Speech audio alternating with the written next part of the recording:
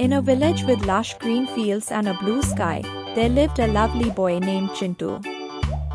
Chintu was very adventurous and imaginative, always lost in his world of dreams, where there were fairies and magical forests.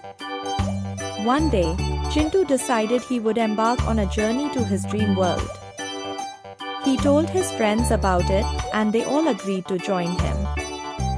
Together, they created a magical map and set out on their journey.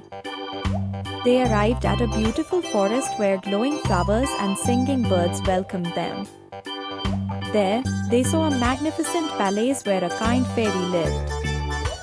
The fairy invited them into her palace and praised their bravery.